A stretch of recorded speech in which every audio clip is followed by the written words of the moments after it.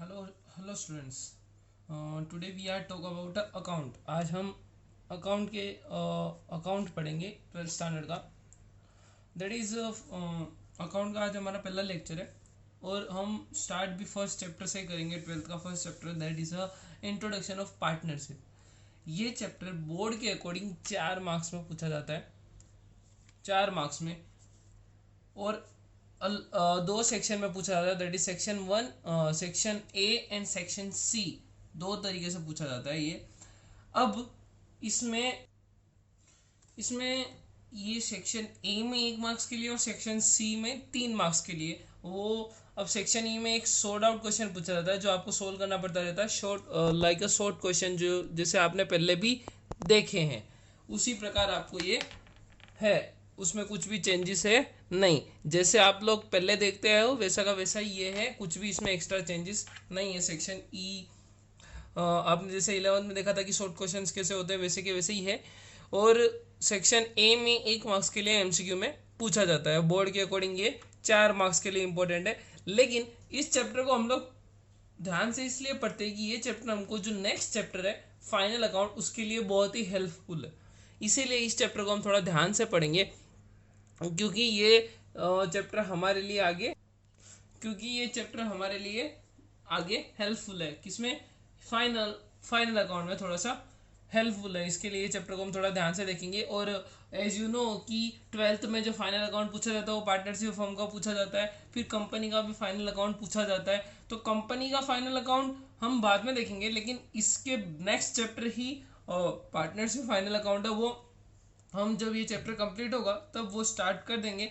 Next thing ये कि ये चैप्टर पार्टनरशिप फर्म का जो फाइनल अकाउंट है उसके लिए मोस्टली इंपॉर्टेंट है।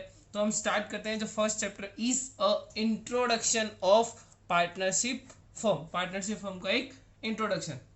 मीनिंग, सबसे पहले तो अब पार्टनरशिप फर्म की मीनिंग देखते हैं। मीनिंग क्या होता है? सबसे पहले अकॉर्डिंग पार्टनरशिप में आपको बता दो स्टूडेंट्स की पार्टनरशिप एक्ट है 1932। ये आपको 1 मार्क्स में पूछा जा सकता है। What is a partnership act 1932? Section 4 लगता है। According to the section 4 partnership act 1932। तो रिलेशनशिप की डेफिनेशन यहाँ पे लिखी है मैंने। Partnership is the relationship between the person. दो पर्सन्स के बीच में एक ऐसी रिलेशनशिप है कि वो have agree to share profit of a business. मतलब वो अपने बिजनेस का प्रॉफिट शेयर करने के लिए एग्री हो जाते हैं ऑन बाय ऑल और any one of them acting for all. मतलब उनमें से कोई भी, जैसे 3 जने उनमें से कोई एक काम कर रहा है, फर्म पूरी संभाल रहा है, लेकिन जो भी प्रॉफिट होता है वो तीनों एक दूसरे में बांट लेते हैं। मतलब कि हम ए बी सी 3 जने काम कर रहे हैं, तीनों ने अपनी कैपिटल डाली या फिर 2 ने अपनी कैपिटल डाली, लेकिन सी सब कुछ काम काज संभाल रहा है। तो टोटल वर्क हैंडलिंग सी कर रहा है और सी पूरा का पूरा सी पूरा का पूरा वर्क हैंडलिंग कर रहा है, लेकिन प्रॉफिट तीनों में डिवाइड हो रहा है क्योंकि कैपिटल सी लाया था नहीं। चलो नेक्स्ट डेफिनेशन है the partnership. The person who enter into such a relationship is individually called partners. मतलब एक एक साथ 3 जने ओनर है, 3 ओनर्स है, वो मिलके एक काम कर रहे हैं, तो वो पार्टनर्स कहलाएंगे। एक जने को हम पार्टनर कहेंगे कि ये पार्टनरशिप फर्म है, उनके बिजनेस को पार्टनरशिप फर्म कहेंगे और उनको पार्टनर्स कहेंगे।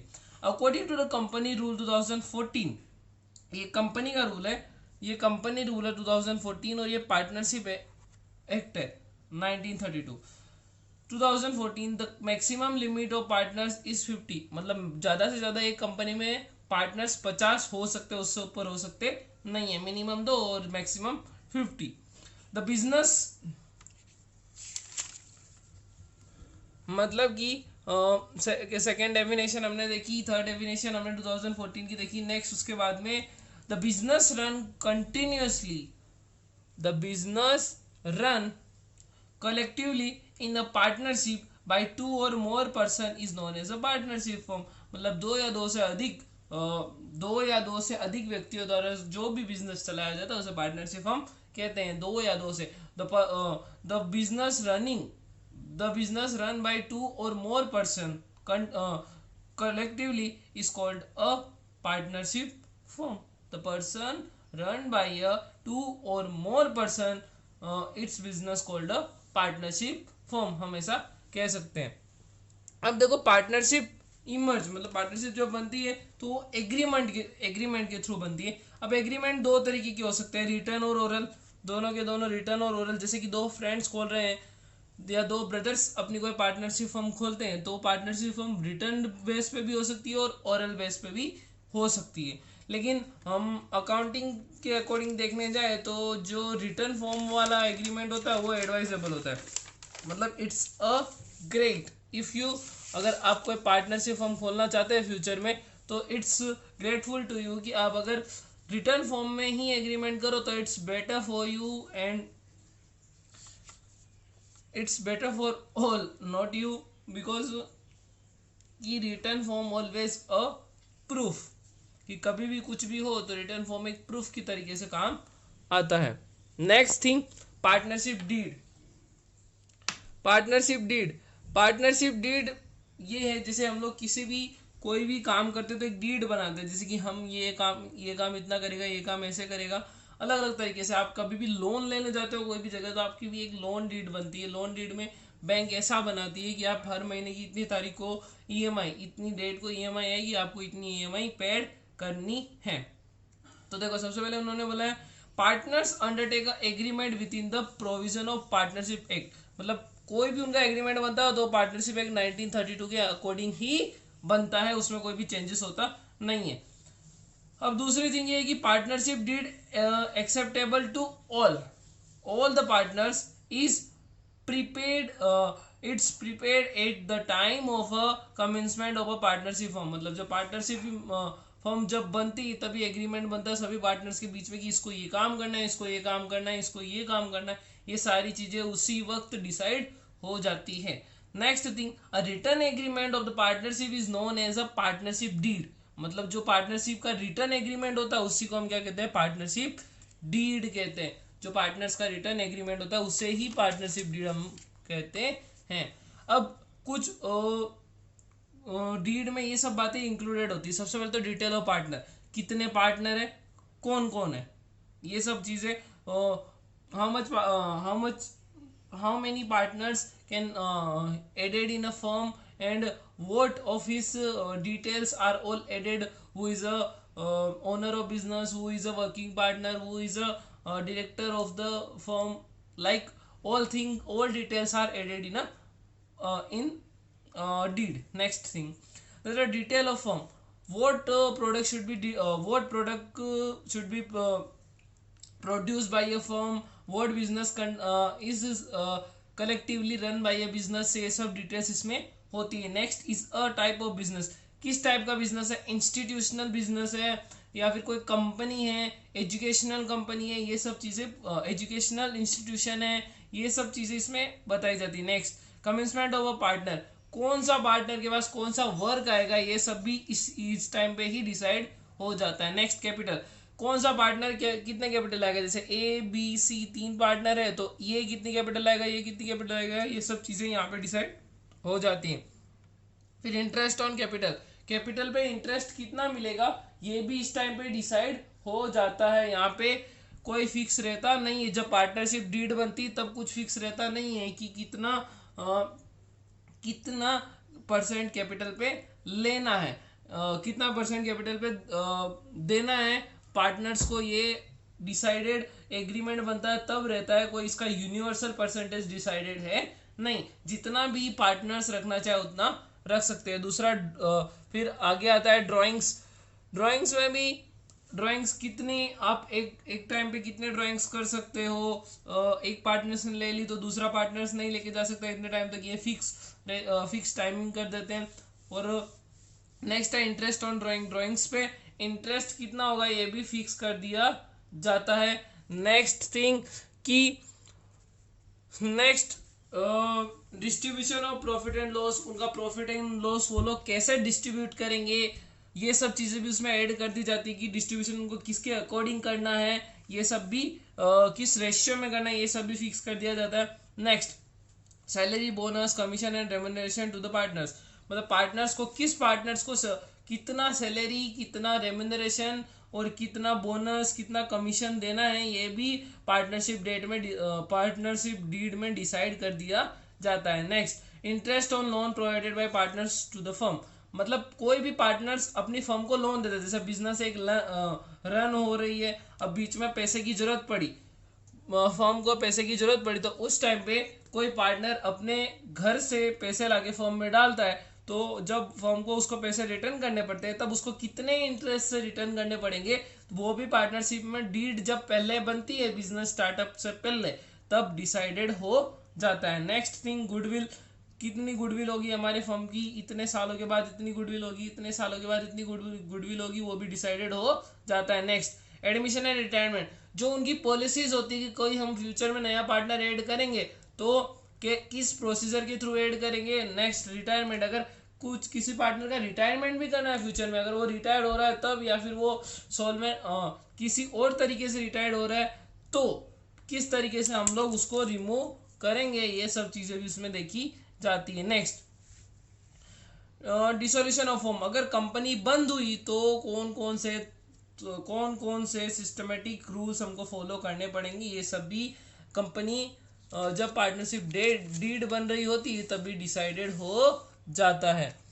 अब दूसरा, next thing, provision of IPA 1932, मतलब provision of Indian partnership act, provision of Indian partnership act 1932, when the absence of partnership deed, जब कोई भी पार्टनरशिप डीड बनती नहीं है तो कौन कौन से स्टेप पार्टनर्स को फॉलो करने होते हैं। Each partner contribute capital in form by a mutual agreement, मतलब कि वहां पे IPA में ऐसा बोला है कि हर एक पार्टनर को कैपिटल तो लानी पड़ेगी भले कुछ भी हो, लेकिन ऐसा नहीं बोला है कि फॉर दिस नो, और देखो नीचे एक नोट लिखी है, for this no rule in PA, partnership act में ऐसा कोई रूल नहीं है कि आपको इतनी कैपिटल लानी पड़ेगी, लेकिन वो म्यूचुअली अंडरस्टैंडिंग अपने हिसाब से कि 3 पार्टनर है तो तीनों 1 लाख रुपीस ले आएंगे या फिर 1 करोड़ रुपीस ले आएंगे, ऐसा करके वो लोग ला सकते हैं, लेकिन ऐसा नहीं बोला है कि आपको इतना ही लाना पड़ेगा, कोई रेशियो में लाना पड़ेगा। Next thing, interest on capital partnership can not be paid,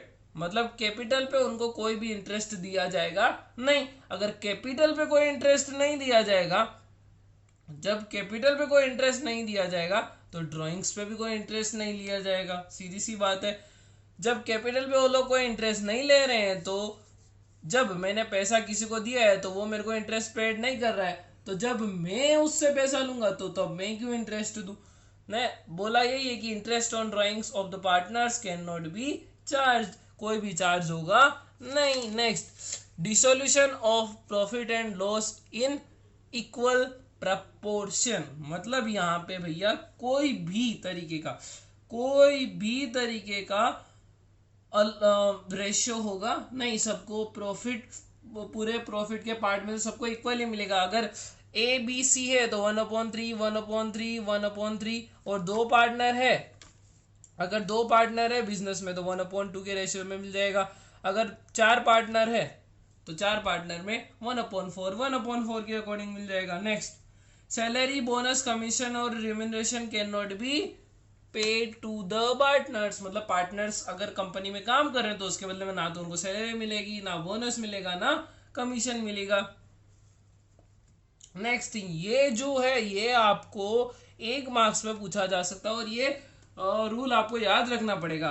तो इसमें ऐसा बोला है कि 6% PA, मतलब per annum 6% per annum interest is payable on him और हर लोन, मतलब कि अगर कोई भी पार्टनर किसी भी, अगर जब पार्टनरशिप डीड बनी नहीं होती तब कोई पार्टनर अपनी कंपनी को लोन देता है, जब पार्टनरशिप डीड बनी नहीं होती और पार्टनरशिप फॉर्म चल रही होती तब कोई पार्टनर अपनी कंपनी को लोन देता है, तब उसको 6% की रेट से, जब डीड बनती है तब ये डिसाइडेड होता नहीं है, पार्टनर खुद डिसाइड करते हैं, लेकिन जब डीड नहीं बनी होती तब पार्टनर्स को डिसाइड नहीं करना नहीं होता। ये IPA द्वारा, इंडियन पार्टनरशिप एक्ट 1930 द्वारा पहले से ही ऑलरेडी डिसाइडेड है कि उसको 6% इंटरेस्ट ही मिलेगा, उससे ज्यादा मिलेगा नहीं।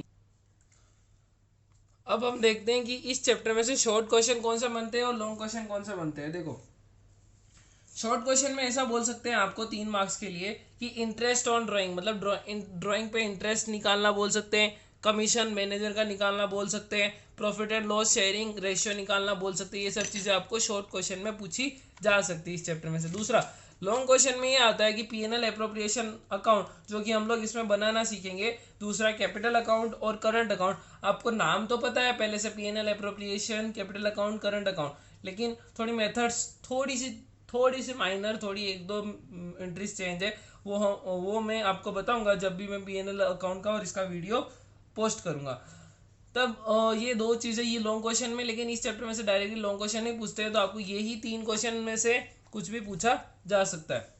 Next, method of maintaining. इसमें दूसरी चीज़ ये है कि method of maintaining capital account. तो method of maintaining capital account में 2 तरीके से मेंटेन किया जाता है। एक तो फ्लक्चुएटिंग कैपिटल अकाउंट मेथड, एक तो तरीका है फ्लक्चुएटिंग कैपिटल अकाउंट मेथड, जिसमें खाली एक आपको कैपिटल अकाउंट ही बना जाता है। अगर फिक्स कैपिटल अकाउंट मेथड से अगर कोई भी पार्टनरशिप कंपनी मेंटेन कर रही है अपना अकाउंट, तब उसमें कैपिटल अकाउंट और करंट अकाउंट दोनों बनाना पड़ता है। जब फ्लक्चुएशन मेथड से वो हैंडल कर रही है अपना कैपिटल अकाउंट, तब खाली कैपिटल अकाउंट बनाना है। और अगर फिक्स्ड कैपिटल अकाउंट से कर रही है, तब आपको कैपिटल अकाउंट और करंट अकाउंट दोनों बनाना है। नेक्स्ट थिंग, अब बात आती कि हम थोड़ा सा अब देख लेते हैं फाइनल अकाउंट के बारे में, थोड़ा सा एक क्वेश्चन कि आप जब 11th स्टैंडर्ड में थे तब आपको ट्रेडिंग अकाउंट पूछा जाता था, फाइनल अकाउंट में प्रॉफिट एंड लॉस अकाउंट पूछा जाता था और बैलेंस शीट पूछी जाती थी। लेकिन यहाँ 12th स्टैंडर्ड में थोड़ा सा इंप्रूवमेंट हो चुका है कि आपको ट्रेडिंग अकाउंट पूछा जाएगा, प्रॉफिट एंड लॉस अकाउंट पूछा जाएगा, profit and loss appropriation account पूछा जाएगा, नेक्स्ट पार्टनर्स कैपिटल अकाउंट या करंट अकाउंट, और दूसरा बैलेंस शीट अकाउंट। अब स्टूडेंट्स इसमें ट्विस्ट ये है कि आपको ये दोनों अकाउंट बनाने को भी बोल सकते हैं, मतलब कैपिटल अकाउंट और करंट अकाउंट दोनों भी बनाना हो सकता है, या फिर ओनली कैपिटल अकाउंट ही बनाना हो सकता है। जैसी इंफॉर्मेशन पूछी हो उसके अकॉर्डिंग हमको बनाना पड़ता है। मतलब या तो आपको खाली कैपिटल अकाउंट बनाना पड़ेगा या फिर दोनों बनाने पड़ेंगे। अगर करंट अकाउंट भी बनाने को बोला होगा तो करंट अकाउंट ही बनाना होगा। अगर कैपिटल बनाना है तो 5 बनाने पड़ेंगे, और कैपिटल के साथ प्लस करंट भी बनाना है तो टोटल 6 अकाउंट आपके फाइनल अकाउंट में बनेंगे। 6 अकाउंट आपको आप फाइनल अकाउंट बनाते टाइम क्रिएट करने पड़ेंगे। तो जब हमारा नेक्स्ट वीडियो होगा तब हम लोग वीडियो में देखेंगे कि फ्लक्चुएटिंग कैपिटल अकाउंट में खाली कैपिटल अकाउंट बनाए और पीएनएल एप्रोप्रिएशन बनाए तब कौन कौन सी एंट्रीज होती है, और जो फिक्स्ड कैपिटल अकाउंट है उसमें कैपिटल अकाउंट, करंट अकाउंट और पीएनएल एप्रोप्रिएशन में कौन कौन सी एंट्री होती है, ये सब चीज़ें भी हम लोग देखेंगे। हम लोग और थोड़े से और इस वीडियो के पीडीएफ के लिए आप हमारे टेलीग्राम चैनल पर जाकर ले सकते हो, और इसकी लिंक, टेलीग्राम चैनल की लिंक वीडियो की डिस्क्रिप्शन में दी हुई है। Thank you.